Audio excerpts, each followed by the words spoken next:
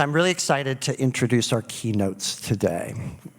We have Angie Flynn-McIver and Gillian Bellinger with us today.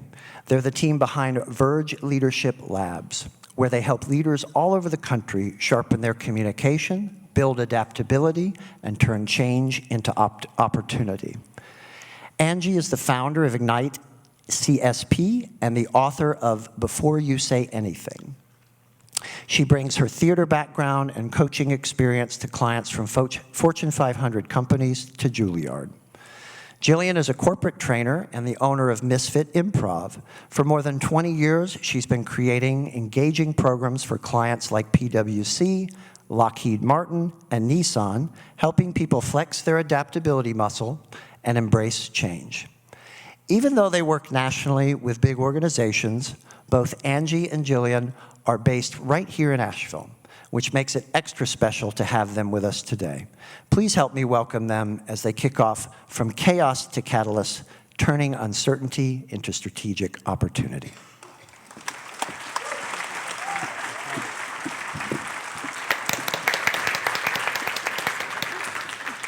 Good afternoon. Thank you so much. And how about another round of applause for the incredible day that we have all had?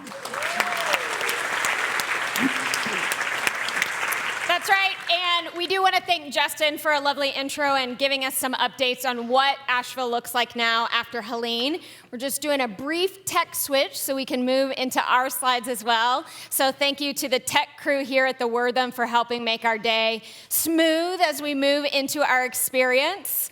And right. It's almost there. It's almost there. Great. I love it so much. All right, I have one more thank you, and that's to all of you for showing up here, for taking a day away from your businesses, away from whatever it is you would otherwise be doing on a Tuesday. So let's have a round of applause for all of you.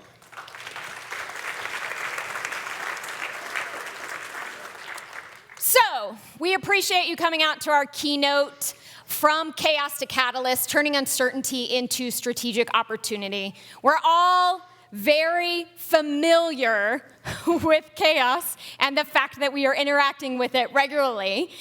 And how do we use it as a strategic opportunity? Well, let's share a little bit. So you heard Justin give our introduction, and we just want to speak a little bit about why we are the ones up here talking to you. So as was mentioned, Angie and I both have a background in the arts. We also have been corporate trainers for 20 plus years, and we are both small business owners in Asheville. I own Misfit Improv, which is an improv school and performance company that also does corporate entertainment and training. And Angie owns... Well, my husband Charlie and I moved here in 2001 to start North Carolina Stage Company, just across downtown from where we are right now. And like Gillian, I have spent a lot of time in the corporate space, and then also wear that small business owner hat with Ignite CSP, Coaching, Speaking, Presenting, which is a coaching company that specializes in communication skills. But together, Gillian and I have created Verge Leadership Labs, which is a consultancy where leadership meets possibility. And one of the things that we are I'm going to be brave and use the word exceptional at, is navigating the unknown. Part of those skills come from being in the creative arts. In the creative arts, we are asked constantly to make rapid, immediate decisions with a limited amount of resources and take a whole lot of risk. And we start to build the muscle to be able to navigate that unknown pretty rapidly. And we are doing that all of the time. All of us are doing that, right? We're all improvising always, all the time. Every conversation you have, every moment you have with your kid, every moment you have with your partner, every moment that you have with a client, we don't know what's coming next. And we're going to define chaos as the messy unknown. What separates it from our everyday unknown is it's the disruption and uncertainty that we have to confront in order to thrive as a business. That could be external. So many of you are probably familiar with the word PESTLE. So political, environmental, social, technological, legal, and economic, all those external factors. Could also be a global disruption. We probably all remember COVID. And Could be an environmental disruption, like Helene. It's also possible it could be internal, so organizational friction. Not every day is perfect. There are moments when we have to engage in challenging conversations at work, or the hierarchy and status is getting in the way of us being successful. There are all kinds of moments of chaos that confront us, and the goal is we get really strong in our muscles to be able to meet those moments in a functional way. So then, where we want to start here is just a baseline. So I want you to think about the last time your business, your organization faced a moment of chaos. It could be one of these big moments of chaos that we just talked about. It could be one of these organizational friction moments. And then I'm going to, just by a show, I got it. This is a moment of chaos. What am I going to do? I hope I built the muscle to get this clicker back from you. Oh no, I broke it. Okay, she's going to put it back together. All right, by a show of hands, the last time you faced a moment of chaos, were you 100% sure exactly what to do and you absolutely nailed it? But just show of hands, absolutely sure. Not a hand in sight. Okay, sweet. Thank you. Mm-hmm. All right, here's choice number 2. The last time this moment of chaos happened, did you know exactly what to do? Nope, I already did that one. Yeah. Were you frozen? Were you absolutely overwhelmed and panicked? Yeah, now I'm seeing some hands. Yeah. Okay, great. Now here's your last choice. And if you had a moment before where you were like, that's not quite me, and you want to change your vote, you're welcome to vote twice. So here's the third option. The third option is, when this moment of chaos happened, were you like, I'm not totally sure what to do. I don't know exactly where this is going to go, but I know where my resources are. I know what support systems I'm going to lean on in order to move forward. So let's see a show of hands for that option. Sweet. All right, great. This is great news because this is the direction that this keynote is going. How do we, as Gillian's been saying, build up these muscles? How do we systematize an approach to the unknown that we've actually heard a lot about today? Many speakers have been talking about this idea of the unknown. How do we get there? How do we teach ourselves to be ready for that moment so that we can see around corners and be ready when that next disruption comes? And really what's happening in those moments where you're aware of your resources, you understand a bit about your skills, and you're being asked to show up in another way is creativity in practice. They are the exact same tools that we use in the creative arts. Particularly, they show up a lot in improv because it is all about making something out of the unknown. And I heard Jeremy reference earlier in one of his sessions, when we talk about creativity, we don't mean pipe cleaners, although it's great if you use them. And we're really talking about new skills, new behaviors, new solutions that we are called to step into when we meet a new moment. We have to be ready to change. And one thing we really want you to know, that creativity is not innate. Some people will say, I'm a creative person. Literally, you all are. You're doing it every day. Creativity is a skill.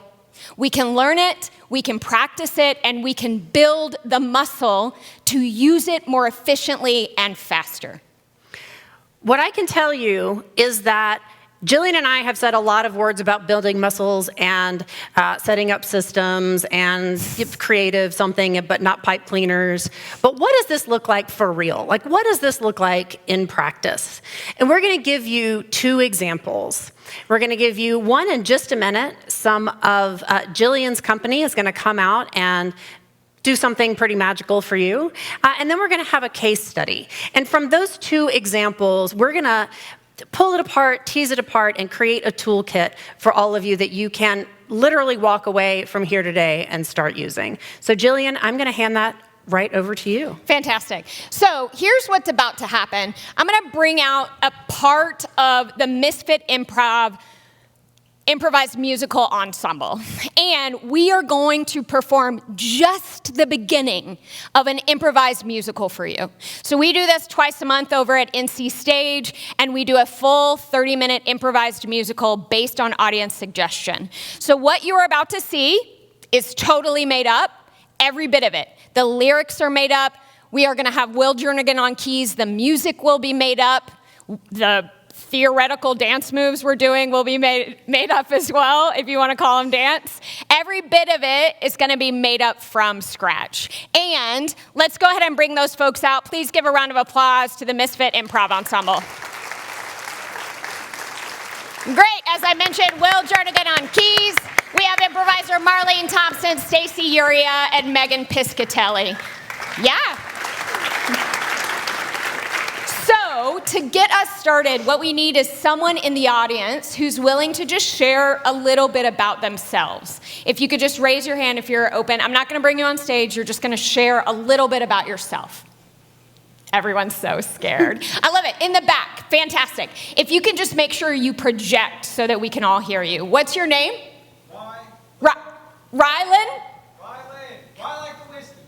Rye. There you go. Great. Okay. Nice to meet you, Rye. And so you're at the Asheville Business Summit. Here's a moment you're living right now. What is your business, Rye?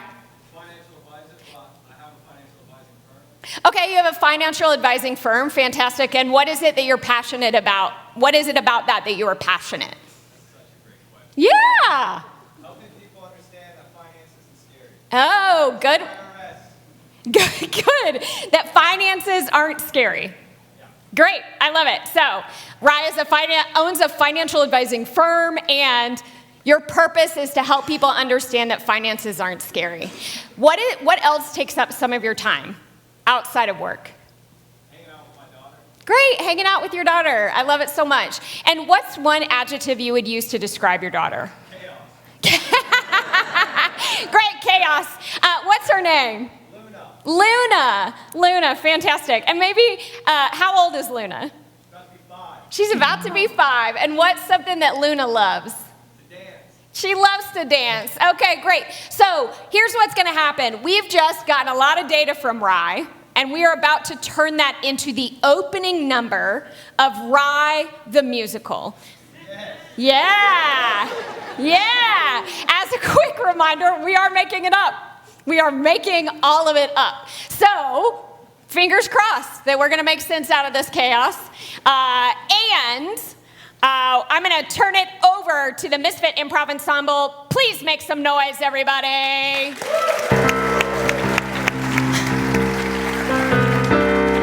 Right, here are your financial reports. I expect them on my desk at Monday morning. Oh, God, I thought I was the boss. Money, it's not scary. Money, it's not scary. Money, it's not scary. That's right. Money, it's not scary. Helping people understand that it's not scary to plan. I promise if you think about it, you will set your future. I can help you find a way to make sure you are not afraid. I promise that I will touch the sky. My name is Ryan, I'm your guide. It's not scary. Money, it's not scary. Hey, my name is Luna, and my daddy brings me to the bank to make all the deposits. Guess what? It's not scary. It's not like a ghost in a closet. My daddy makes everything fun. I'm never scared. I open my eyes wide. Guess what? I can do anything, and here I am outside. Money, it's not scary. Money,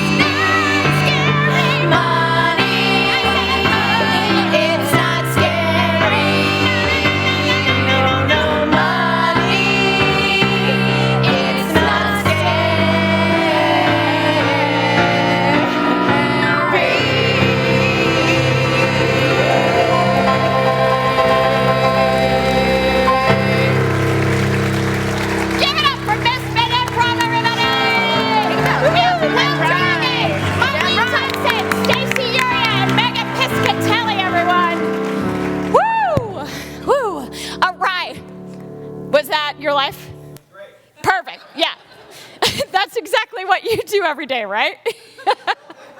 Say it one more time. I won't invoice you. I'll just pretend that I did. Great, I love it. So it is an interesting process that we go through when we are getting information and making things up. That's right. No matter how many times I see Gillian and the other Misfit improv folks do this, I am absolutely weren't you blown away that they could do that? I know it.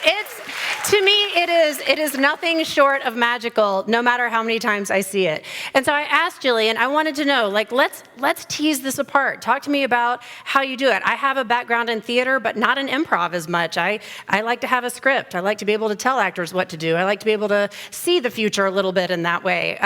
But we're gonna break this down. We're gonna get Gillian to tell us how she does it. So Gillian, what's the first element of this? So the first element we have is data gathering. So you literally saw it happen when I'm talking to Rye. We're getting data real time. What's your world like? We're getting a suggestion. That would happen even if we weren't doing an improvised musical. We get suggestions from the audience and make something. We also are gathering data from song structure, from the way we know that melody tends to operate. We are gaining data from what Will is playing. We're hearing that information. So we are in a rapid experience of processing data and then figuring out what to do with it. And that sounds a lot like chaos, right? There's a lot coming at us. We have to figure out what we're going to take in, how to triage it, how to categorize it. All right, then what happens? So then what I would call imagine the future. So what does that mean? Well, we rehearse for the unknown. We anticipate what could happen. So we heard Murphy earlier talking about this idea of rehearsal, really rehearsing what your business is about. We would even offer that you should rehearse to meet the unknown with those new skills, new behaviors, new solutions. We do it by literally rehearsing. We don't know what an audience member is going to give us as a suggestion. We don't know what rhymes we're going to want to make. We don't know what Will's going to play on the piano. We really don't know anything. What we do know is we know that we're going to have an opening number and a closing number. We know that everything in between is going to be a story. And we rehearse knowing that. We know that much. And then we figure out the rest to strengthen that muscle. So one thing I always wonder about when I see this is, how do you know who's going to do what when? It seems like it could be a free-for-all of, I'm going to start the song or I'm going to start the scene. So how do you address that? How do we know? So we lean into each other. So in improv, we would call it ensemble. And really what that means is leaning into people. And we do that in a couple of different ways. So we work hard to build trust with each other as a team so that we are connected. And then when we are on stage, we are listening deeply and rapidly pivoting based on what other people are doing. So you'll notice an example of this is I stood center stage.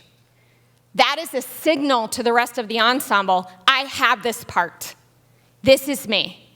And then when I move, they know I am letting go of it.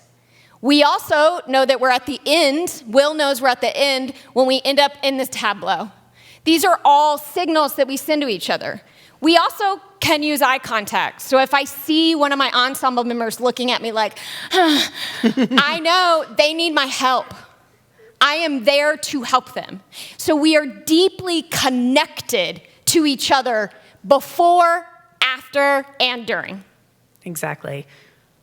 All right, and then finally, what happens if something goes wrong? What happens if two people step forward to take the stage at the same time? Yeah, we problem solve. So we creatively iterate. And I would even offer that we're doing this whether something goes wrong or not. We're making choices rapidly that are a risk, that are experimental, that are creative. We just have to keep choosing a new choice. And we work on journeying through that space together in a place of trust. I would also offer none of this is linear. So when we are in creative iteration, problem solving, we're also still gathering data. Every choice I make informs the ensemble. They lean into me, or I lean into them, and we make a new choice. So it's all connected to each other. These 4 tools are the themes that we're going to be tracing throughout this keynote. And I promised you more key insights. And this is one of my favorites. We can rehearse situations that have not happened yet. And this is, I hope you're starting to see the applicability to what it is that you do, which presumably is not musical improv. It could be. That's awesome, too. Then it'll be directly applicable. And if you are, come see me. Yeah. But we're going to be taking these tools and bringing them, as I said, throughout the keynote and even closer to what you do. But I promised you 2 examples. And now we are ready for our second example. Please help me welcome CEO of East Fork, Alex Matisse, to the stage.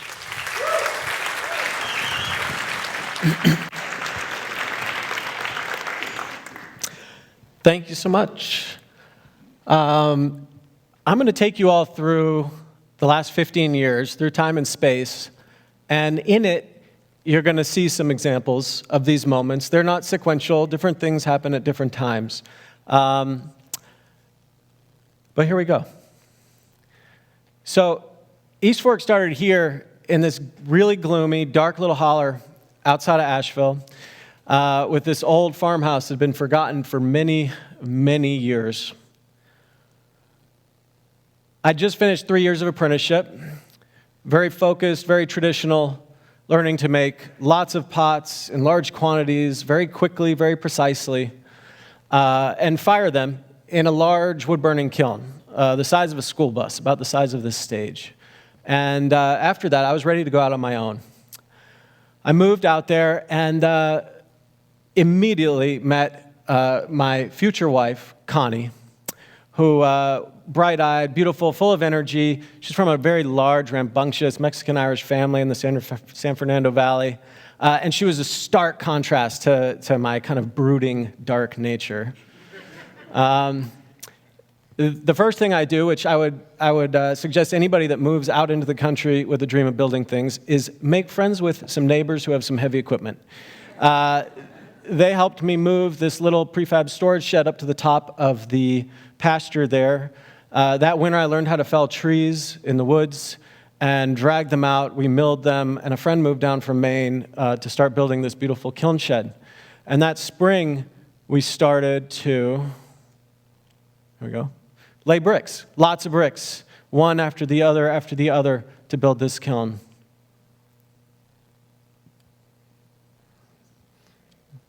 Oops, there we go. We fired it for the first time. Wait, I think I missed a slide here.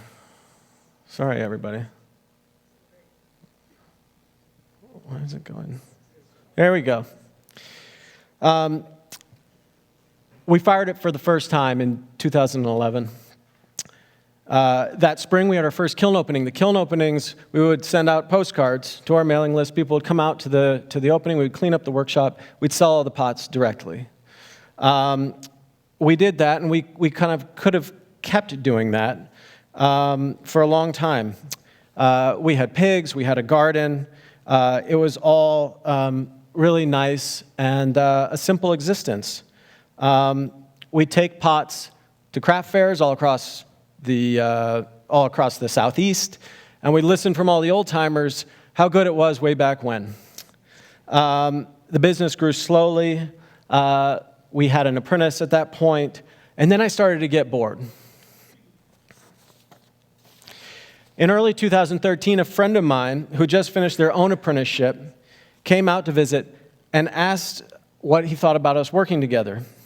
That spring, we exchanged a series of letters, handwritten, over the course of several months. And as the old apple tree started to bloom that spring, the kind of seed of what East Fork would become took root. John wrote, "As for the big picture stuff, I've lately been preoccupied with this East Fork housewares idea, thinking of ourselves and marketing ourselves as high designer craftsmen, designers whose aesthetic is informed by a uniquely rigorous training in traditional production methods, by an intimate knowledge of the material, If we can translate that aesthetic into a larger scale production, I think we'd really have something. We're doing something relevant to our modern culture. They just don't know it yet. John drove up from the Piedmont for a weekend, and the three of us, John, Connie, myself, we sat around our wood stove dreaming of that future. He moved to Asheville a few months later. He likes it when I'm back here. He moved to Asheville a few months later, and we started making pots. Connie started the Instagram, started sending out newsletters, following us around with an iPhone. We put pots online. We started selling them online. We'd never done that before. And John and I kept making pots. We kept firing the wood kiln.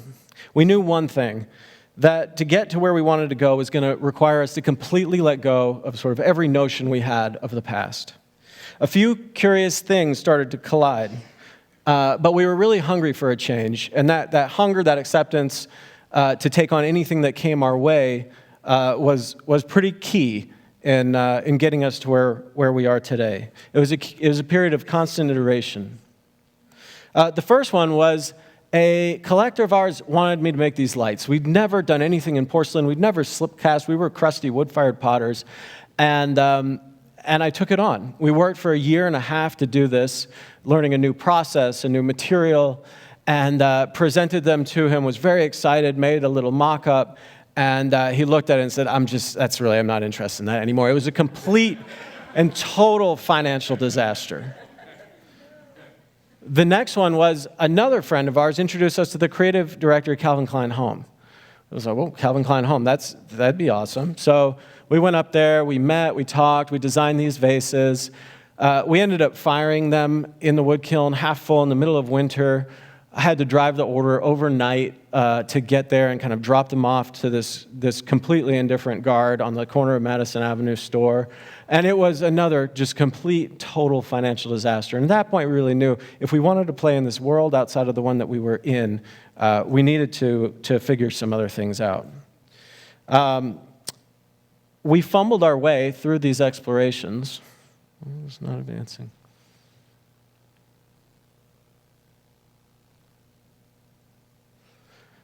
So we fumbled our way through these explorations. We noticed something else happening far outside our little holler. Ceramics was having a moment. We began to gather some data. Kids our age were getting written up in teen magazines after their Instagram accounts blew up. And we dedicated our life to our craft. We'd gone through years and years of apprenticeship, and we really want to be part of that bigger conversation.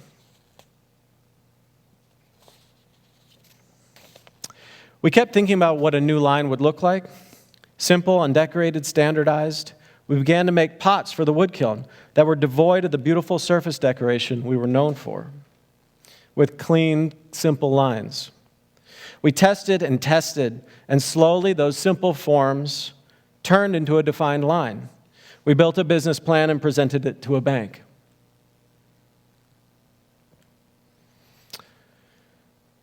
We put everything we had as collateral. That's something that it's a practice. It has continued to this day. But we bought this small gas kiln with a computer that controlled the firing. We installed it and made a few simple matte glazes in bright colors. And going from that wood kiln to this gas kiln was like riding around in a Conestoga wagon and going to an electric car. When we finally dialed in our glazes, we decided to have a kiln opening like we normally would. We photographed the work, we sent out our newsletter, and we cleaned everything up, and we waited. At 9 in the morning, when there usually would be a line, nobody was there. It wasn't until about 11 o'clock that one little car bumped up the gravel driveway just to see if we'd completely lost our minds. Overnight, we'd lost every single one of our customers. So despite the failure of that first opening, we pushed forward with our plan. We opened a small store in downtown Asheville. It was very different from a store like a gallery, like our collectors would have expected. It was a shop. Eventually, the line took off, and we hired a few more people. This is good. I'm going to do this. This is just easier. No, it's fine.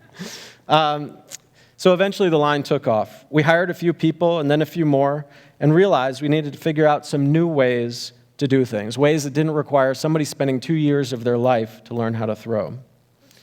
Another period of discovery began.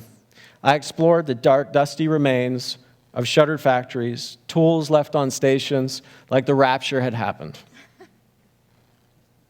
In 2018, we'd outgrown our little workshop. We were taking pots, transporting them from downtown Marshall, unfired, which is their most fragile state, all the way across Madison County. And we'd moved a photo studio and an office into a basement in the basement of Del Vecchio's on Merriman. The grease trap would drip grease down amongst our photo shoots.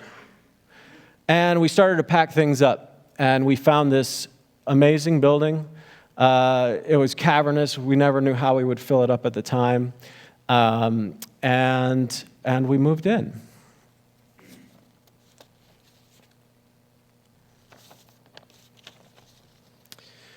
When we founded East Fork, we did so with the belief that as we grew, we'd make a big impact on our community, on our employees, and our customers. It wasn't perfectly articulated at the time, and we made plenty of mistakes along the way, but it was a simple belief, and it served us well and has served us well through the years. We were artists, craftsmen, activists, writers. We weren't MBAs. We were never interested in growing a company for the sole purpose of making us money, but we would be reminded time after time, without money, without profit, there would be no mission. Back at the original site,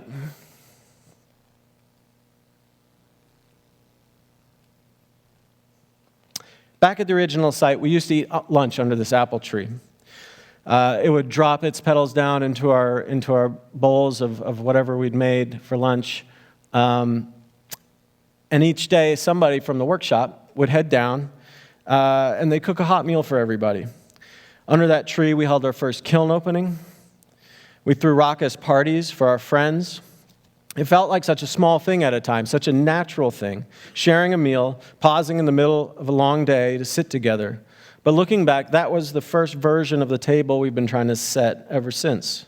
We wanted to share the thing we loved with the world, but we also thought that in doing so, there'd be ripple effects that would extend out far beyond the pottery itself. Over the years, that's showed up in more and more concrete ways. When COVID hit, we put everything on sale, sold it immediately, and made a steadfast commitment to keep our staff on payroll through the entirety of the shutdown. In 2022, we raised our minimum starting wage to $22 an hour because we knew that fair pay was one of the most basic forms of dignity. That one took us years to crawl out of as well, that addition to overhead. And we just raised it again to the new living wage for our region. Over the years, we created our community partnerships program, raising and donating millions of dollars over the years to social justice causes rooted right here in Western North Carolina, something that we think is pretty important to invest in the community that you're based in. And when Helene hit, it ripped through the region, devastating communities all around us. Our response was muscle memory. We'd had some practice at that point. It wasn't panic. We kind of split into teams. Some people we put out into the communities. We checked in on everybody internally to make sure they were okay. And we had a team dedicated to opening the factories as fast as we could. We got the factories open in 2 weeks, because ultimately, if we're not making pottery, we're not making any impact whatsoever. We kept everybody on payroll, and we pivoted a model to donate 5% of all revenue Q4 back into the community. We raised about $500,000 just in Q4 alone. Thank you.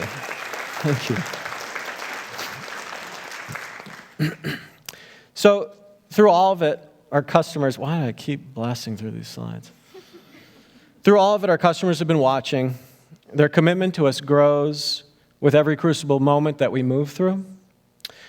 It's been messy, it's been perfect, but it's been imperfect, but it's been really earnest. At the heart of it, it's a pretty simple conviction that business can be a force for a more just, more joyful, more equitable world.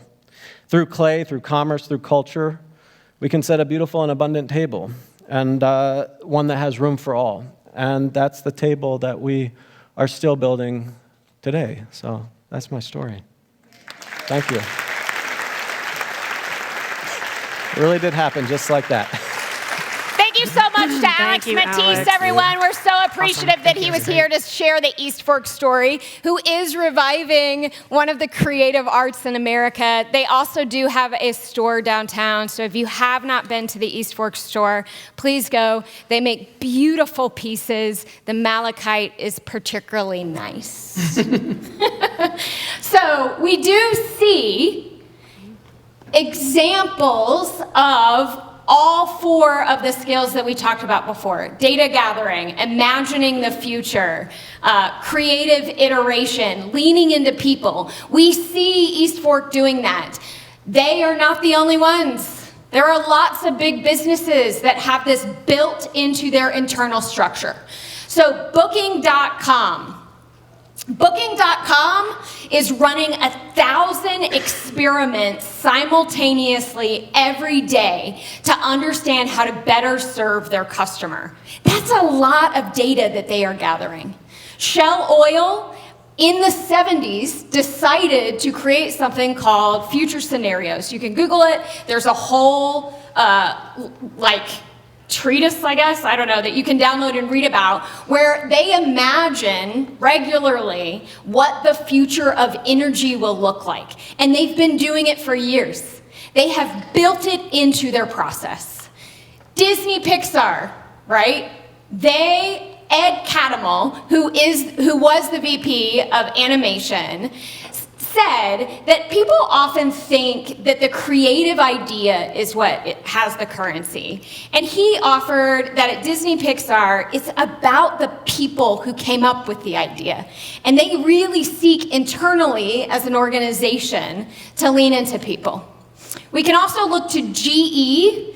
They bring good things to life, and they are also really innovating in a creatively iterative way. They have created micro factories where they crowdsource new prototypes, and what normally used to take a year in one of their factories, or not a year, multiple years, now takes a few months. And then they do it again, and then they do it again, so that they can get product in the hands of customers faster. That's right.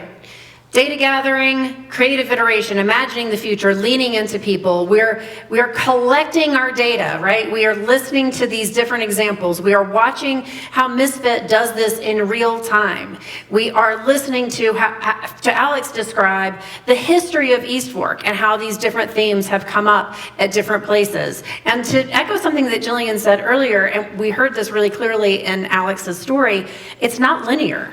Sometimes, the creative iteration piece is going to come back over and over and over again. The leaning into people is coming back over and over again. And in fact, did you hear what Alex said just a second ago? He said, when Helene happened, we had done this before. We already had the muscle memory. And this is what we're talking about here. So now we're going to talk about, how do you do this? How do you walk out of here, back to your business, back to your desk, and apply these ideas? So we're going to take a deep dive. But before we get into each tool, I want to talk a little bit about something we have skirted around, something that we've mentioned, but we haven't really put in its correct place, and that's this idea of purpose. Reggie talked about this. If you were in Reggie's session earlier, Reggie really hit on this with this idea of values. That your values are helping you guide your organization, and that it is worth revisiting every now and then. Have your values shifted? Has something changed? Have you fallen away maybe from something that's really important to you? And that's what Gillian and I are talking about with this idea of purpose. Because everybody in here is going to have a different purpose for their organization. It's not going to sound exactly like Alex's. It's not going to sound exactly like Gillian's or mine. But that purpose is going to inform how you use each one of these tools. It is going to be those guiding principles, those guardrails that help you figure out, well, what does this look like for me. So it's important that we use that as our grounding, as our foundation, as we move into talking about these tools. Because they don't live in a vacuum, right? They're specific to you, they're specific to your purpose. What does it mean for you to data gather? What does it mean for you to imagine your future? What does it mean for you to lean into your people? Who are they? Do you have direct reports? Is it your leadership team? Is it your customers? Is it your vendors? Who are your people? And what does it look like for you to creatively iterate? So let's do a deep dive into each one of those skills so that we can give you a bit of architecture that you can take out of this room with you. So for data gathering, if you want to take notes, this is a slide to take a picture of. We have a series of questions that you should ask yourself. What do you know? And that is inherently general, broad, because it's going to be multi-layered. And what we mean by that is, what do you know about your business?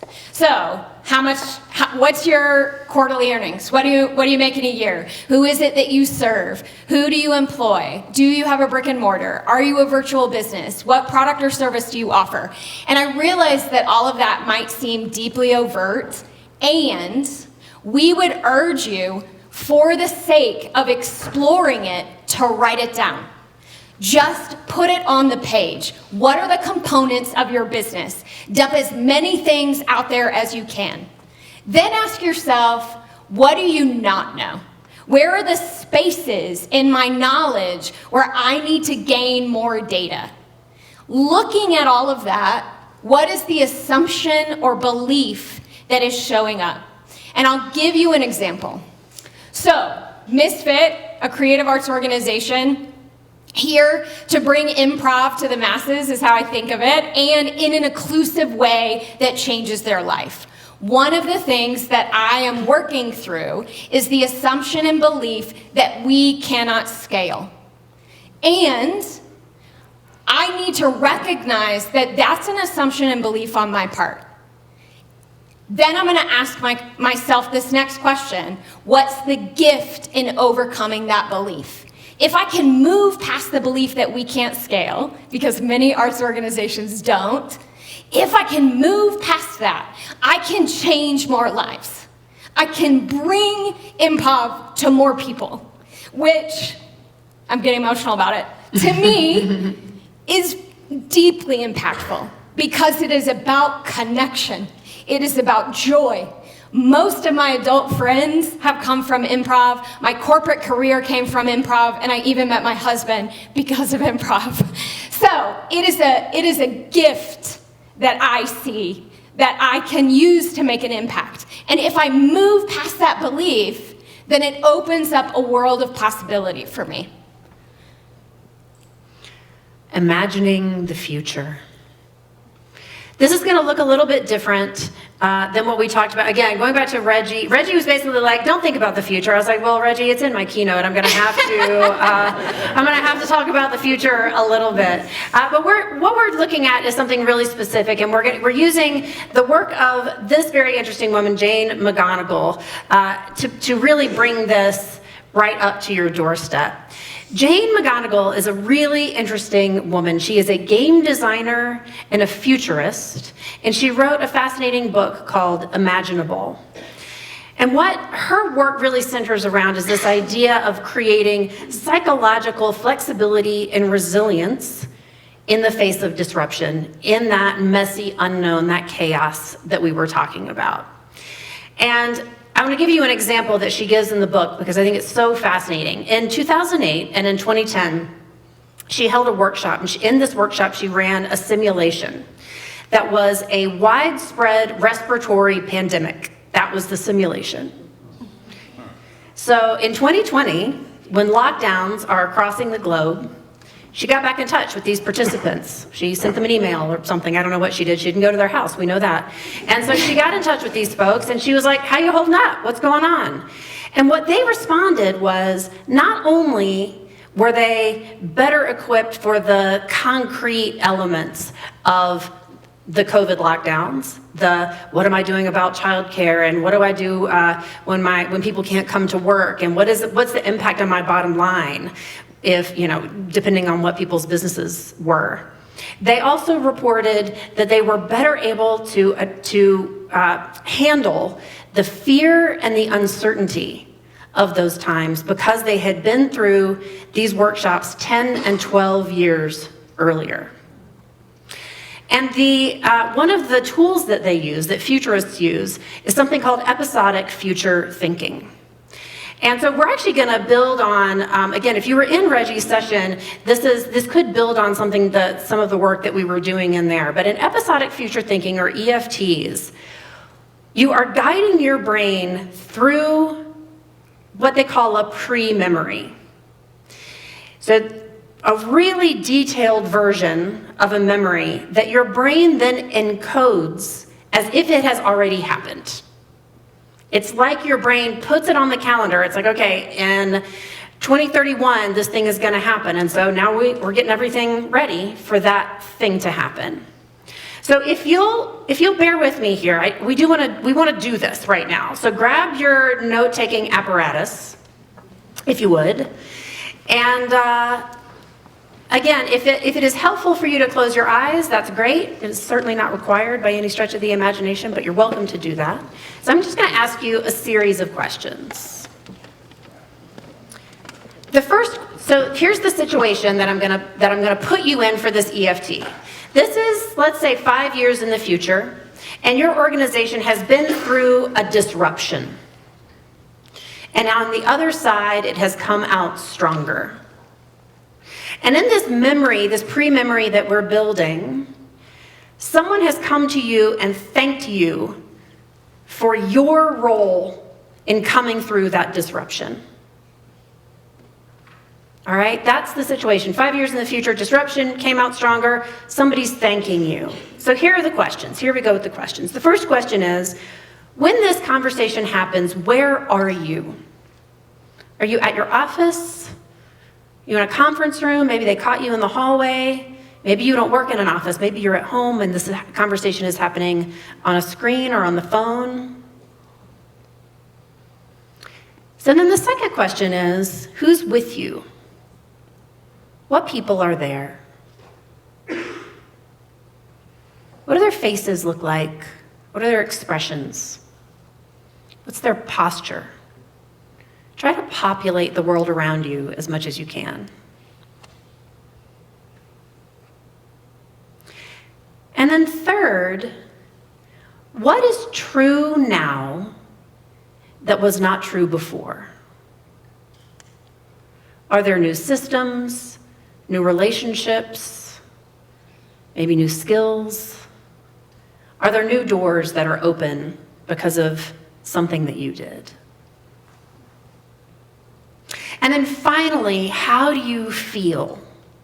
How does it feel to have this person thank you? Name that emotion and let yourself feel it.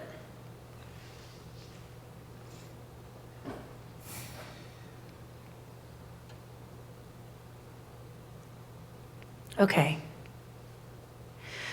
We've just created an EFT.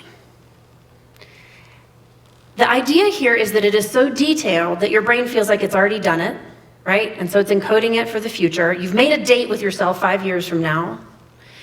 And if you'll take a second now and just jot down any element of that was resonant for you, anything you want to remember from this, anything you were like, ooh, I wasn't in my office, I was in this cool new other space, or the person I was talking to was this, or maybe even most importantly, that third question, what's true now after this disruption and this strengthening that wasn't true before? So I'm going to give you about a minute right now just to jot down a couple of notes. All right, great. One of the things that's also unique about an EFT, so Reggie talked this morning about we don't want to hold on too tightly to our future vision, that it prevents us from being able to be adaptable or pivot. The lovely thing about an EFT is if you build it well, it runs in the background. Your brain works toward it just naturally. It is a pre-memory, and so you are moving towards it automatically. Just something to think about, a way of thinking about the future. We're moving into leaning into people. These are just some suggestions about how to do that. Something I would offer is this isn't an exhaustive list. You're going to know what that means to you. Something that we would offer is use multi-channel communication. How many of you send an email and then go expect people to understand what was in it and go, well, I sent an email. I do that. And what we know is people need to hear the message more than once. That's part of why we see repeated things on social media. That's why we also get it in the e-newsletter. That's why we also hear messaging from speakers. Talk to your people in more than one way. Whether that is personally, whether that is helping your leadership teams craft messaging, whether that is an e-newsletter. I know East Fork really did a lot with their internal teams with text messages during Helene. So did Misfit. We ran text chains for every single class that was disrupted by the hurricane. Multi-channel communication is important. Think about where transparency fits in your business. We aren't saying that you have to reveal every single thing about your business. What we are saying is help your people understand where you are, because if you don't, the unknown is deeply frightening. So help them feel like they are informed. We also want to litmus test how our people are doing. Do you currently have a process for understanding where your people are? And I would even add to that vendors, customers. It is a very chaotic time. How are they? How do they feel? What do they think? What are they afraid of? And then adjust behavior based on their response. How can I meet their need in a more direct way? That's right. We really heard Alex talk about this in terms of leaning into people in their response to COVID, and then again to Helene, this idea that the people are the resource. So when we invest in them, then we're investing in the company as well. All right, creative iteration. This is my favorite. And I want to tell you a story about creative iteration. When I was first starting out in the corporate world, now remember, I'm a theater kid. I'm a theater producer and director. That's what I've been doing for a long time. And so when I started out in bringing presentation skills to corporations, there were some things I didn't know about being in corporate America. And I was approached by a leadership development firm, and they said, hey, can you create a 3-hour workshop for us that teaches presentation skills to these mid-level managers? And I was like, yep, I can, because I have this education background, and also I'm a director, so I'm really good at creating authentic communication. And I knew that I could bring that skill from a stage to a non-stage, to people who were not theater folks. So I got 2 colleagues, because this was gonna need to be, we needed to have 3 workshops happening at one time. So I brought two people on, we designed this thing, we tested it with bunches of people. So again, creative iteration at the top, right? We're testing it here, we're testing it there, we tested it with the client. And then we got on a plane and we flew to New York and went up to this very high floor in a Big 4 accounting firm. And so we bustle in there in our little pantsuits, and we were all ready to do the thing. And we're going to do it 9 times. So between the 3 of us, we're doing 3 in the morning, 3 in the afternoon after lunch, and then 3 more the next morning. So we go in and we do the first skills clinic. And I felt like it went pretty well. And then my colleagues come out of their breakout rooms. I come out of my breakout room. We're huddling in the hall. I'm like, how'd it go? How'd it go? We're all debriefing. We all feel like it went okay. Until a client comes around the corner and her hair is on fire. And she comes up to me and she says, this whole module you're doing in the middle of this is not flying with them. It is way out of their comfort zone. I think we were asking them to feel their feet on the floor or something. I don't know what it was. I can't remember now. This was a long time ago. But she was like, this isn't working. And I was like, okay, great note. Thank you. Great feedback. Check. And she's like, no, you have to change it before this afternoon. So we're like, okay, that is what we will do. We will creatively iterate. We will put our heads together, and we did. We grabbed our chicken salads or whatever it was and figured out something else. We couldn't cut it all together because we needed to fill this whole time, and it was like a 40-minute chunk. But we remembered that idea of purpose. What are we here for? What are we trying to bring to our clients? How can we bring something different to this piece? And that moment of creative iteration taught me a lot about our clients. And we've heard so much today about what are you bringing to your customer? Who is that ideal customer? What are they looking for? How are you solving their problem? And in that moment, there was just a thing I didn't know. I didn't know how to ask the question. I didn't know that there was a thing I didn't know about this until we ran up against it. So we think about that. We think about stories like that, which I'm sure many of us have those moments of, ooh, that didn't work exactly the way I wanted it to. And we have some tools that we want to offer. This is not an exhaustive list, but we've got a QR code that we're going to give you in a little bit that takes you to more tools, which are still not an exhaustive list.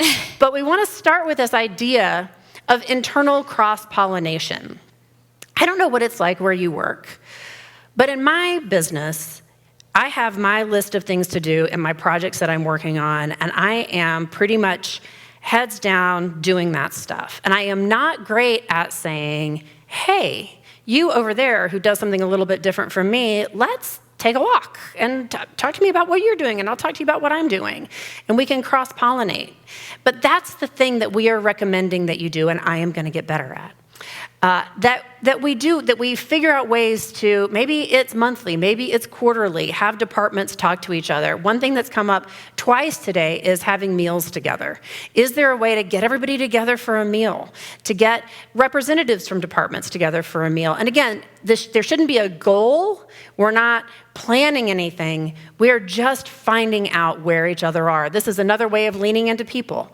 You're sort of killing two birds with one. Don't kill any birds. You're feeding two birds with one beautiful East Fork dish. I don't know. I'm making up metaphors on the fly here, but really think about the serendipity that happens when you bring these people together from different parts of the organization to talk about what they're doing.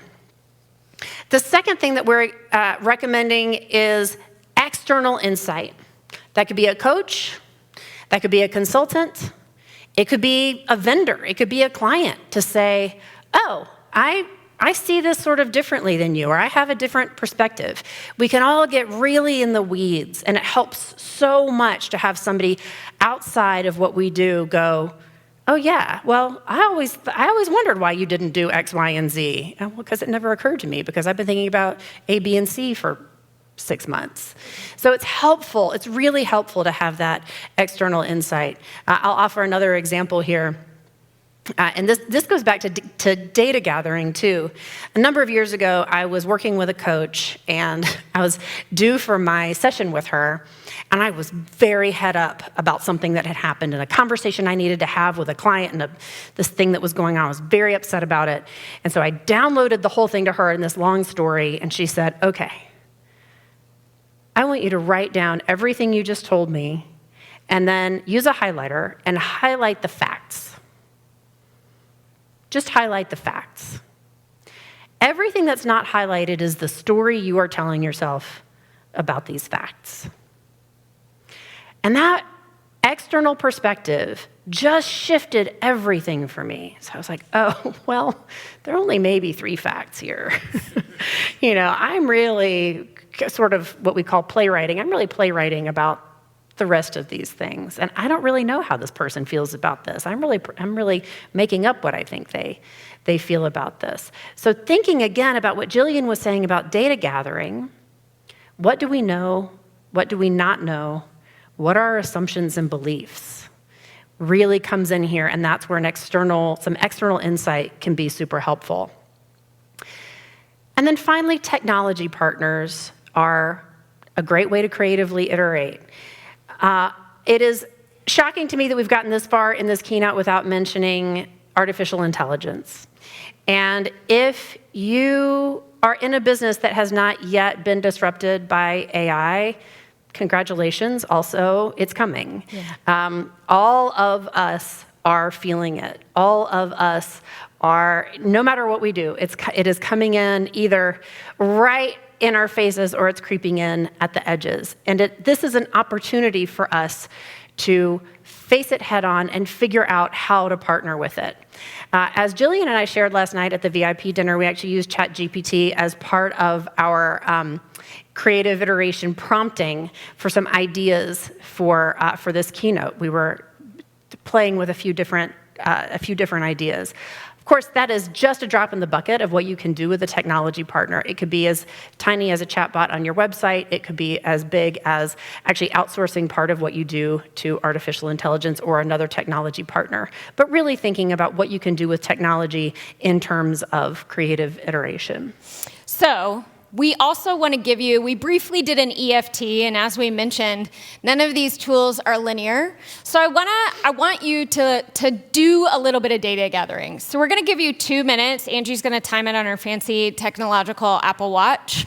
And I want you to dump as much information from your brain as you can, answering this question: what do you know about your business? What do you know? So you're going to have 2 minutes, and then we're going to do something with that information. Looking at the information that you have down so far, is there an assumption showing up that you notice? There doesn't have to be. And looking at those components, is the brick and mortar store necessary? Could a brick and mortar store be possible? Is a small staff necessary? Could a bigger staff be possible? Or inverted? Right? Is there an assumption showing up in what you know about your business? We're going to let you continue to do that on your own. We're just giving you a taste of what these feel like. We've already done EFTs. I also want you to write down the name of one person who you would like to find out how they're doing. Just write down the name of one person that is connected to your business and you want to know how they're doing. That could even be tangentially connected, right? Your partner, your kid. How are they doing?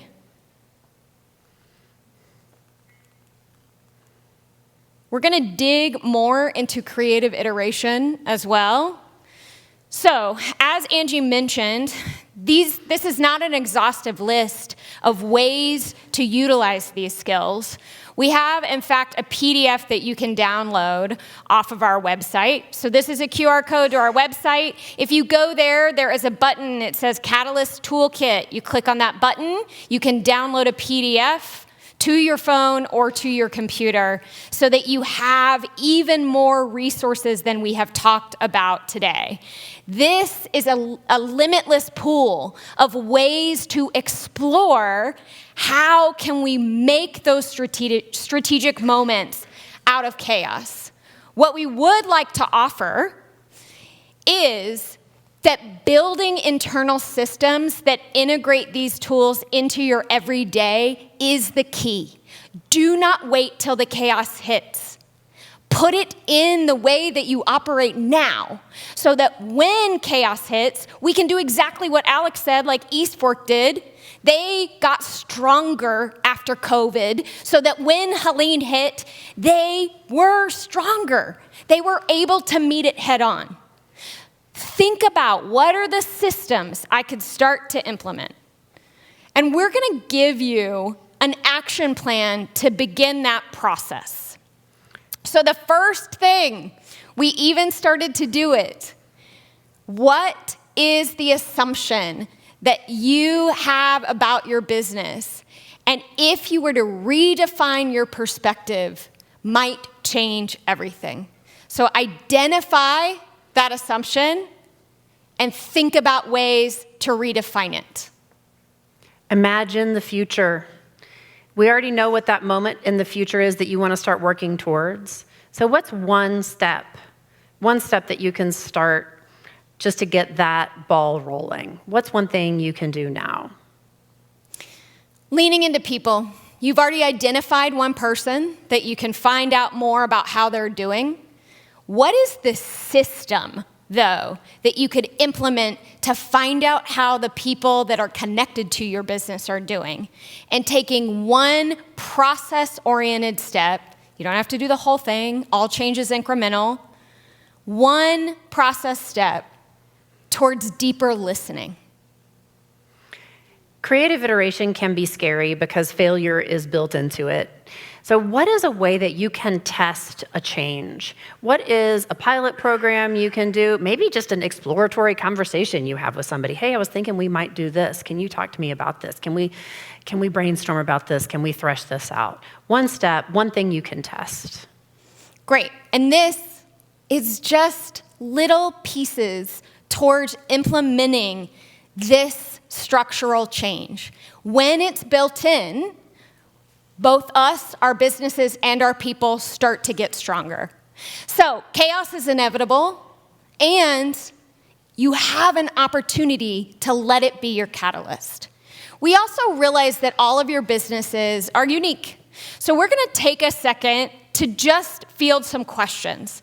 What questions came up for you during this experience that you would like to ask us? And maybe Alex would even be kind enough, if you have any for him, to answer as well. Anybody have any questions? No, because we're incredible.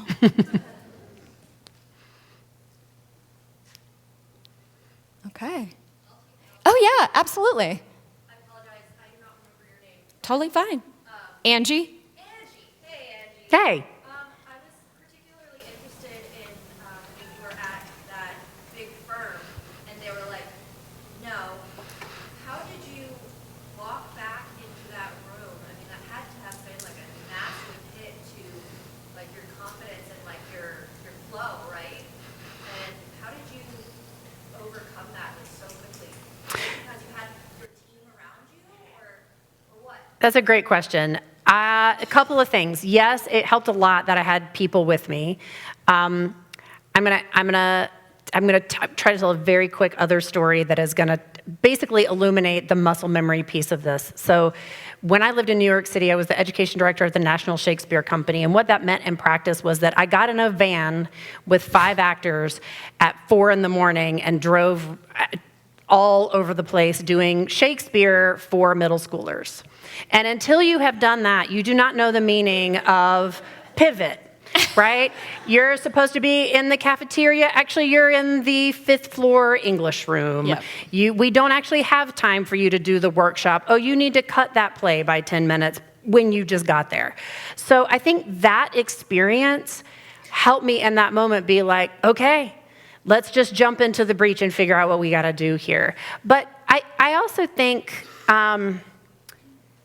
you're putting your finger on something that I think is really resonant for me, which is that it was like an ego blow at the moment. It was like, I think we got this. Like, I really put a lot into this and tested this for months, and then it was like, struck out on the first go. And leaning into the people was huge. And then also just being like, I got to feel these feelings later, and I have to come up with a new plan. I almost think it would have been worse if we hadn't been told until the end. So in retrospect, it was kind of her to tell me right then so that we could pivot. We also see it with East Fork, right? So the Calvin Klein partnership not going exactly as planned, that's a big pivot. And there are ways that we can choose to lean into the blow, or we can find ways to process through that and say, failure is part of creative iteration. It does not mean anything about me.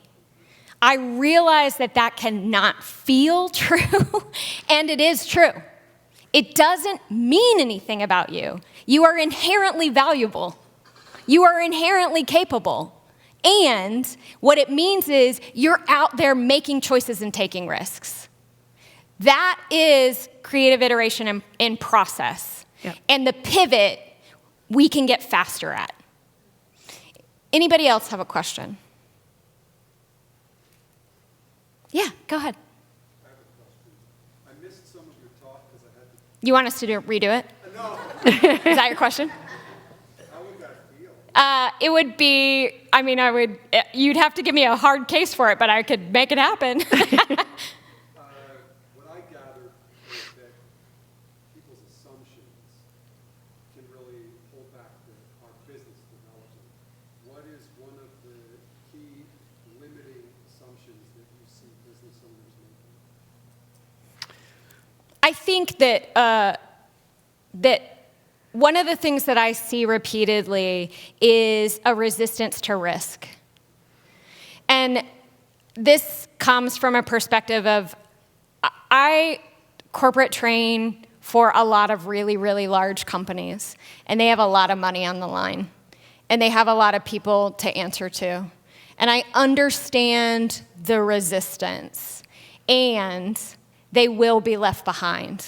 Risk is inherent to change. Change is inevitable. We have to be in the process and willing to fail because there is so much learning that lives in that.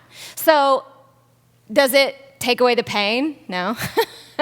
And can we still do it thoughtfully? Can we be conscious of the way we take those risks? So maybe we sit in a space of continuous improvement where we use a tiny experiment rather than launching an entire initiative, where we actually talk to the people it's going to impact before we make the change.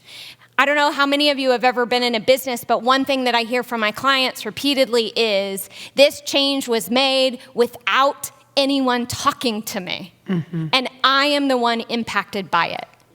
So it is, again, leaning into people. The Catalyst Toolkit is also an architecture for how to manage risk. So that would be my answer.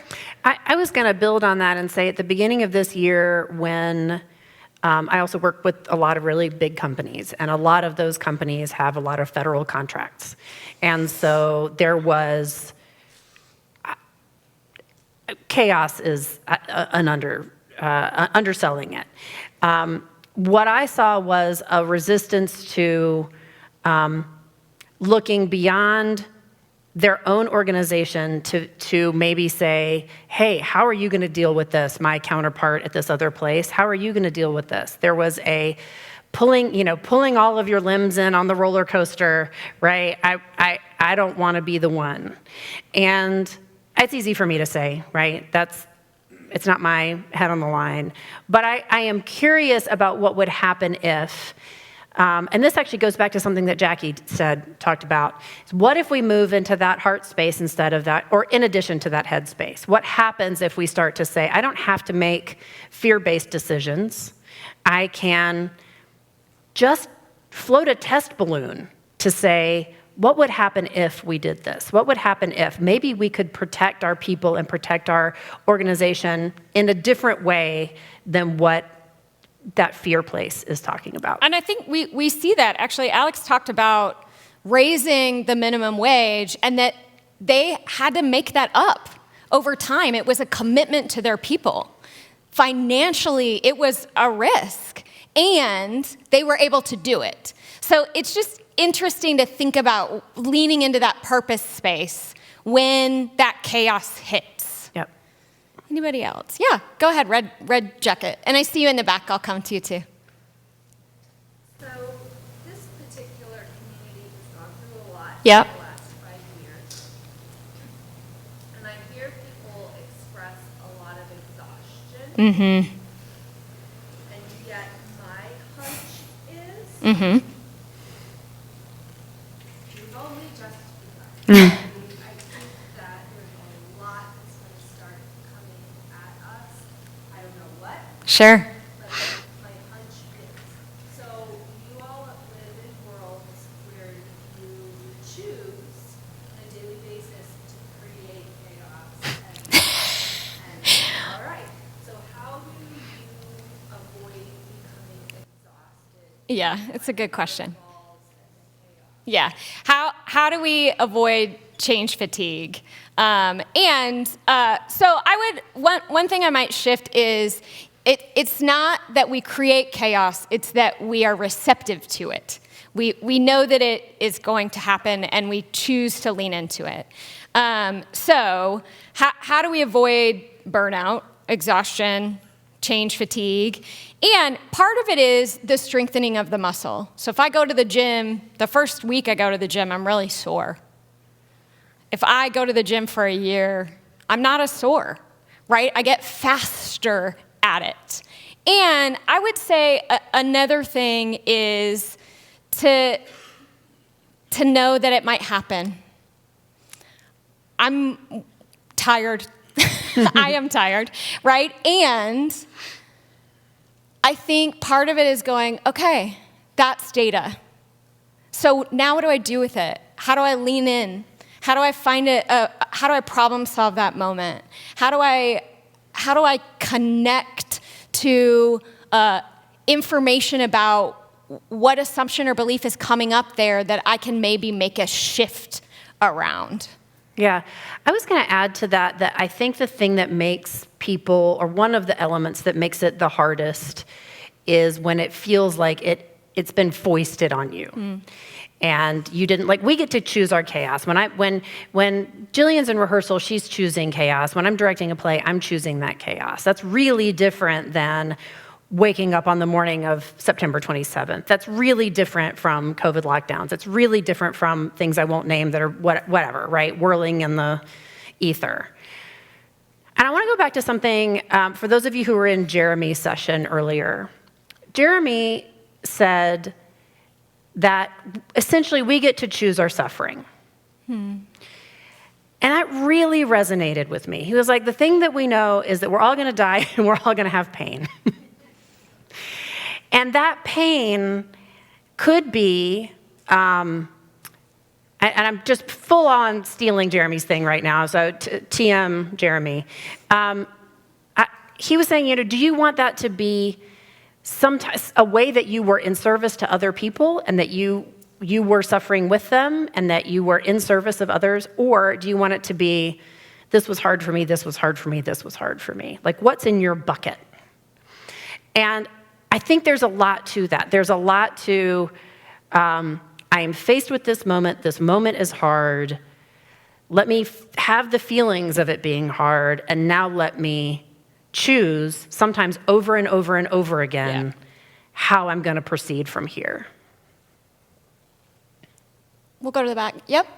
When you enter chaos, how do you decide where to enter your cycle? Yeah, the toolkit. Is it instinctual to you because you have been doing improv, or is there some question you immediately ask yourself? Great question. We talk a lot about like hurricane chaos and some massive things, but I think daily, throughout our days, we're dealing with chaotic things, and Yep. it's hard to keep a center on like how you enter. Yep. Yes, so my first answer is there's no right answer, and maybe it doesn't matter. And I think that it's going to be subjective to who you are. So for me, data is probably where I go. And I would say the other ones are kind of also simultaneous, right? They're just very connected, and I'm pivoting rapidly throughout the day. And I think what I'm pivoting most to is new data came in, now something new is required of me. What could that look like? How does this connect to other people? What am I going to do about it? So that's what it looks like for me. And it can look any way you want. It is up to you where you enter that cycle. And I would even also offer that it's specific to the context that you find yourself in. So if I were at, like Angie was talking about, if I were delivering a big presentation and someone came up to me and said, you need to make a change, then I start at creative iteration. I might make the case I also just got data, right?